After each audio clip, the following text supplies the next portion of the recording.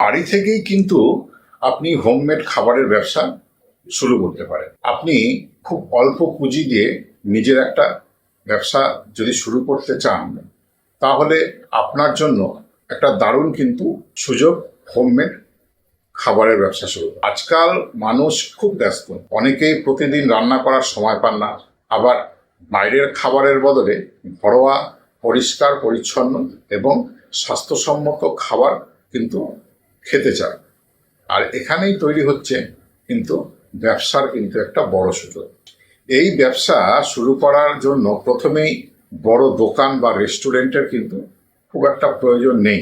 নিজের বাড়ির রান্নাঘর থেকেই কিন্তু শুরু করতে পারেন। প্রথমে ভাত, ডাল, তরকারি, মাছ, চিকেন, রুটি, তরকারি, পিঠা, আচার কিংবা বিভিন্ন ঘরোয়া স্ন্যাক্সের মাধ্যমে মাত্র ৫-৬টা বা ৭-৮টা আইটেম দিয়ে কিন্তু আপনি শুরু করতে পারেন, যেগুলো আপনি ভালো পারেন।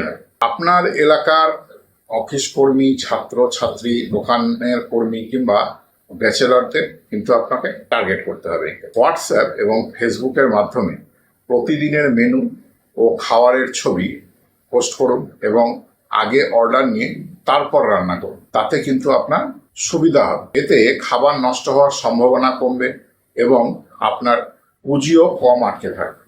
শুরুতে কাছাকাছি এলাকায় নিজেরাই ডেলিভারি দিতে পারবে। ব্যবসা বাড়লে ডেলিভারির জন্য আলাদা লোক রাখুন, তাতে কোনো অসুবিধা নেই। কিন্তু ব্যবসাটা যদি ব্যবসাটাকে বাড়তে দিন বা বাড়ুক, তারপরে এটা করবে। আর সবচেয়ে গুরুত্বপূর্ণ বিষয় হলো স্বাদ, পরিষ্কার পরিচ্ছন্নতা এবং সময় মতো ডেলিভারি। একজন কাস্টমার যদি আপনার খাবারে সন্তুষ্ট হন, তাহলে তিনি শুধু নিজে আবার অর্ডার করবেন না, অন্যদেরও কিন্তু আপনার কথা বলবেন। এটাই হলো এই সমস্ত ব্যবসার কিন্তু নিয়ম। আপনি চাইলে উইকলি বা মান্থলি টিফিন প্যাকেজও চালু করতে কিন্তু পারেন। এতে নিয়মিত কাস্টমার তৈরি হবে এবং আপনার ব্যবসায় প্রতিদিনের বিক্রি কিন্তু দেখবেন একটা পারফেক্ট জায়গায় কিন্তু থাকবে। মনে রাখবেন, ব্যবসা শুরু করার জন্য সবসময় বিশাল পরিমাণ পুঁজির কিন্তু প্রয়োজন পড়ে না। প্রয়োজন ভালো পরিকল্পনা, ভালো খাবার এবং কাস্টমারের বিশ্বাস। তাই আজ থেকে ছোট করে শুরু করুন। 10 জন কাস্টমার দিয়ে শুরু করুন, তারপর 20 জন, 50 জন, এবং একদিন হয়তো আপনার ছোট্ট হোম কিচেনই একটা বড় ফুড ব্র্যান্ড কিন্তু হয়ে উঠতে পারে।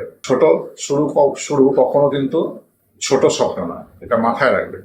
ছোট শুরু কিন্তু কখনো ছোট স্বপ্ন না। সঠিক পরিকল্পনা থাকলে আপনার রান্নাঘর থেকেই তৈরি কিন্তু হতে পারে আপনার নিজের সফল ব্যবসা। তাই দেরি না করে যত তাড়াতাড়ি সম্ভব বসে না থেকে একটা কিছু করার চেষ্টা করুন। ধন্যবাদ। ভিডিওটা ভালো লাগলে অবশ্যই আমার ফেসবুক পেজটিকে আপনারা সাবস্ক্রাইব করে দেবেন এবং লাইক, ফলো এবং শেয়ার করে দেবেন। ধন্যবাদ। আজকের মতো এখানেই রাখছি। দেখা হচ্ছে পরবর্তী কোনো ভিডিও। ভালো থাকুন, সুস্থ থাকুন।